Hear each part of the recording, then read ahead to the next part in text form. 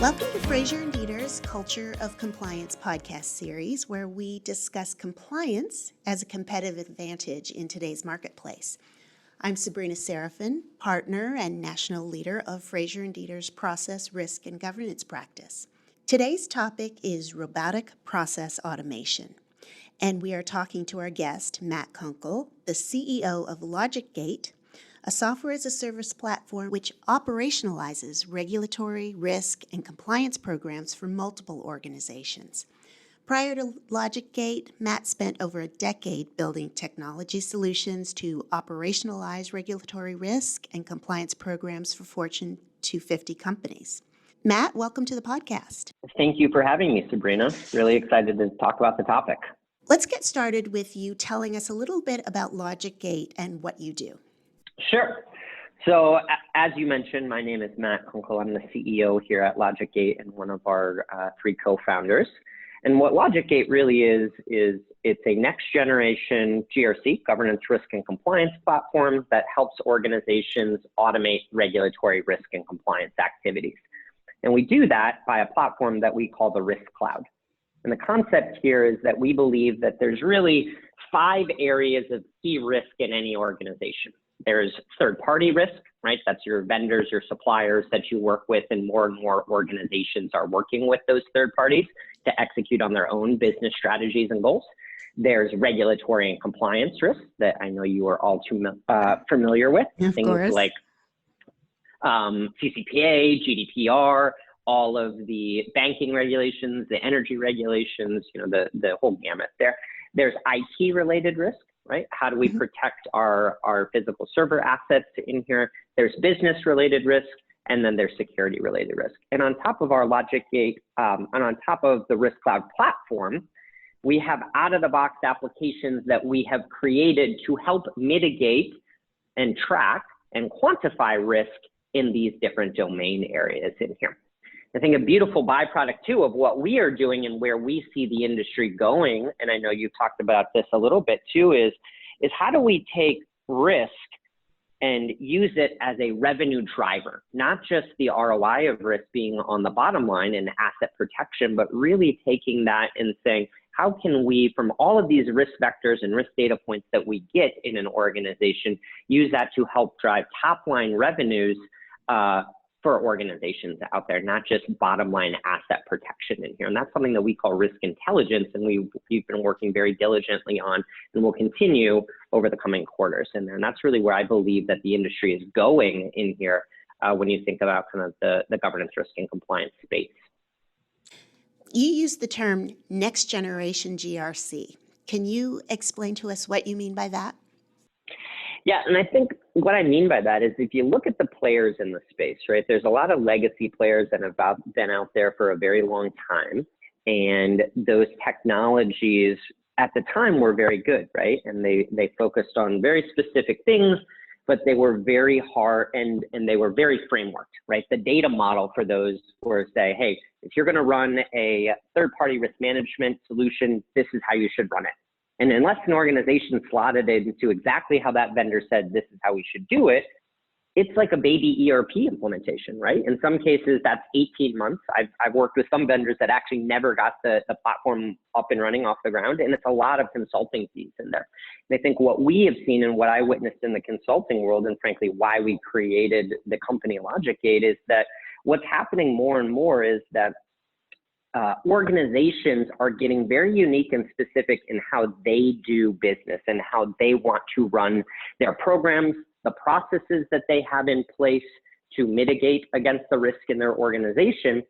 And ultimately, too, is they want the technology to work and act like iPhones and Androids. And how do we give them technology that really what I call democratizes risk and compliance from a tech perspective, so that we don't need engineers, we don't need software developers, and we can put the technology in the hands of folks that really understand our risk and compliance programs the best, right, that have been doing it, the folks in our second line of defense, and give them the keys to the kingdom from a technology perspective so that they can operationalize these programs, so that they can use things like RPA to automate these programs and spend much more time not just focusing on the collection and the gathering and the following up of data, but actually the analysis of the data, right? Where are our gaps? Where does the data tell us that we have the biggest holes, the biggest problems? And ultimately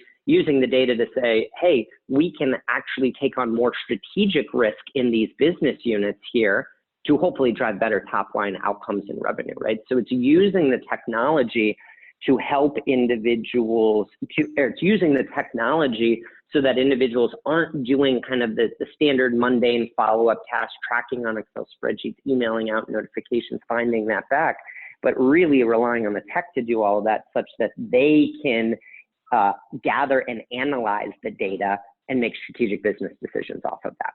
In case we have listeners who aren't familiar with robotic process automation, can you describe what RPA really is and how companies are using it to enhance risk management? Yeah, of course. So RPA, as you mentioned, stands for Robotic Process Automation.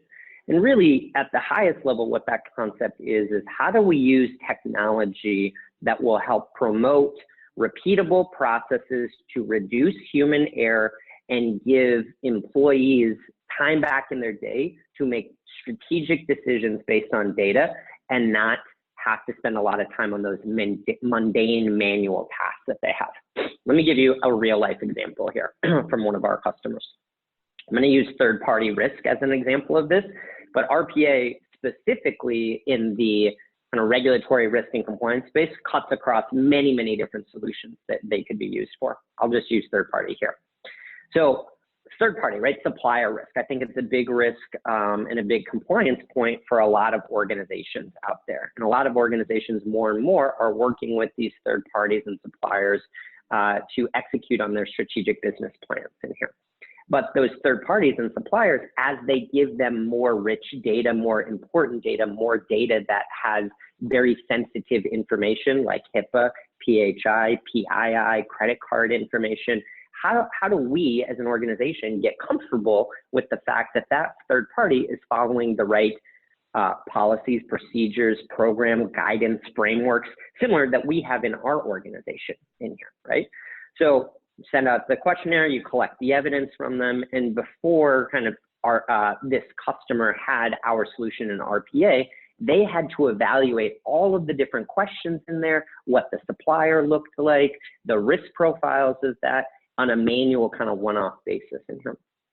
Fast forward through when they implemented the solution and are using RPA now, we have set up kind of if-then programmable logic in there that says if this supplier goes out, depending on the types of suppliers, depending on the types of control frameworks that they have in place, the evidence around that, the system can automatically know if we should approve that vendor to work with, or if we should disapprove that vendor to work with and send them back communication and saying, you need to provide evidence and guidance that you are doing these things or we can't work with you. So it's really the capabilities within the program of how we can use technology to automate a lot of the tasks that required human eyes before, right? In there. Mm-hmm. So that's just one example of how organizations can use RPA. So what are the areas that benefit most from RPA? I think when you think about the risk and compliance and regulatory space, it is ripe for RPA, and we see that across our customer base. And if you think about why, it's because if you're running a regulatory risk and compliance program appropriately, it's really a process, right? So things like third-party risk management, IT risk management, policy and procedure management, employee compliance, regulatory compliance, internal audit, incident management and tracking, case management, business continuity, even to some extent, right? And that's kind of the first part of this is you need to have the process in place. And if you have a really firm, good process in place, then you can use technology as an enabler to really automate some of those key activities that happen during the process. We don't have to put kind of human eyes on it at every spot, at every step in the process, the technology knows what to look for, what to evaluate, and then how to route it automatically. And I think, especially in a world in which we become more and more resource constrained here, RPA can really help drive some significant ROI from a resource perspective.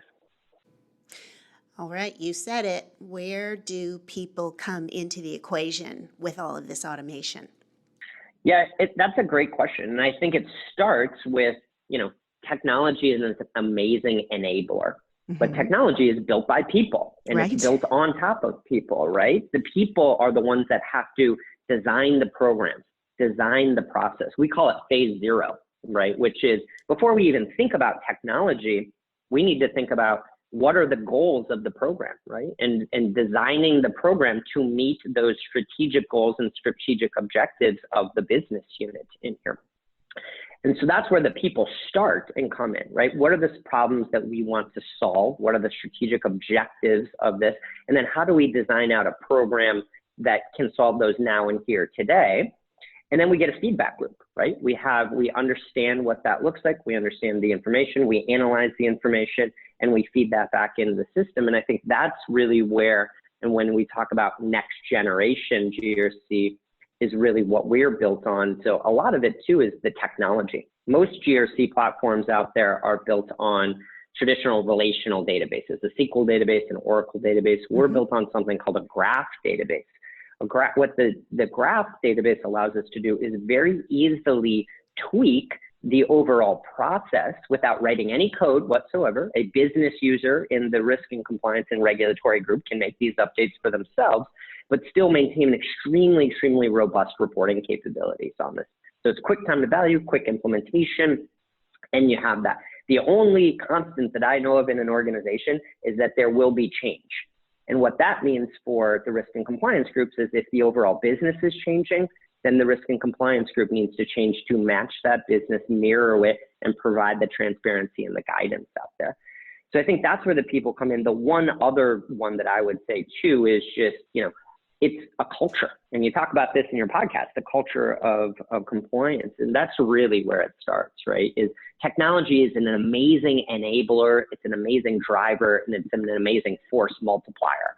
But if you don't have the right culture in place in an organization, and if you don't have the right process in place, that force multiplier becomes a force multiplier for bad, not good, right? We can start doing things from a process perspective that are really wrong and detrimental to an organization in here. So that's really where the people come in right off the bat is how do we design the process to meet the strategic objectives of the organization?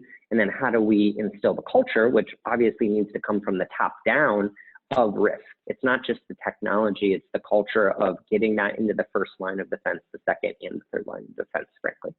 Well, Matt, as service providers, I can say that I have not seen a strategic plan in any organization that has not got RPA on their list. So the challenge has been, I know I need to incorporate this strategy, but how do I get started? Yeah, great question. I think there's a couple things and kind of low-hanging areas to get started. One is, you've mentioned it. If we have top-down leadership team from a strategic plan and strategic objective, that's a great first start. Then it starts with the process, right? What do we want to put in place from a program perspective to meet the objectives, these strategic objectives that we have? It's the P in RPA, right? It's the process in there. And like I said before, if we have the wrong process in place, the best technology in the world can't fix that. And frankly, the best technologies in the world will make that worse, right? Because it's going to be a force multiplier for bad, not good in there. So it starts with the program, starts with the strategic objectives, and then you go to the process off of those strategic objectives. I also would say we call it the crawl, walk, run approach, right? We don't need to build a rocket ship day one, right? Let's build a bicycle. Right? What are the first goals? What are the easy steps that we can get quick wins and lean ourselves into this, right? And how do we crawl, walk, run our way from having nothing? Most folks that I talk to right now are like spreadsheets and emails and file shares, and they're like, I want to go to RPA tomorrow. I'm like, well, let's map out the process in the program. Let's then put you in some technology and get a quick win with one or two of these processes. And then we can start using RPA to link these together and providing the algorithms and the logic behind it. And then I mentioned before, it's the human factor, right? At the end of the day, technology is great, but unless you have a technology that is very, very easy to use for the first line of defense and the adoption is extremely high, you're not going to get anything out of it. So how do we implement quick, have quick time to value there? And then how do we make it very easy and simplistic for our brethren in the first line of defense to help capture and collate that information that we need to then make the strategic decisions off of it? Well, now, you touched on this earlier, but considering this is the Culture of Compliance podcast, and one of your areas of focus is helping organizations better manage compliance, can you talk about some of the challenges compliance professionals are facing in today's environment? Yeah, happy to. I think the biggest one that I see is when I talk to folks in the compliance groups and the risk groups in organizations, is they have this persona of being cops, right? Being the no police in there. Yes. And how do we foster the culture of we're not the no police? We are your strategic partners such that we are making good strategic decisions for an organization. And really where I want to take the industry is how do we get, those folks equal seats at the table as their chief revenue officers, the chief marketing officers that can help drive strategic top line revenue in an organization, not just asset protection, revenue generation in there. And I think there's a couple things that we can do with that, right? So one is how do we align risk and compliance to strategic business unit and strategic objectives within the organization, right? For example, if I'm a small startup company and there's a big contract with a large organization that we can win, and you're a cloud hosting provider, you're probably going to have to be SOC compliant, right? So how do we get that as a strategic objective in our organization to become SOC compliant such that we can win larger and larger deals in there? I think two is an education process, right? We have to educate the first line of defense of saying, I'm not here to make your job more difficult. I'm here to help you in that, right? Excellent. And identify those business champions in there. A big one too that I see is risk and compliance professionals. They have a hard role. They have a really difficult role, right? They have to be super strong leaders and communicators to demonstrate influence over these people without formal authority, right? Most times they're not the business unit bosses, but they have to get the buy-in from these business units or else it's not going to work. And then ultimately it's, how do we use technology as an enabler to help get buy-in, to say, we're going to use this piece of technology to make your life massively easier to still execute on our strategic risk and compliance goals in here. And then I think the last thing is making sure that when you're evaluating a service provider, especially from a technology perspective to go with, you look at the technology, you make sure that the technology can morph with you as your risk and compliance maturities morph over time and evolve. And then you'll also look at the company as a whole and who you're going to partner with, right? Technology is an amazing thing and it's an amazing force multiplier.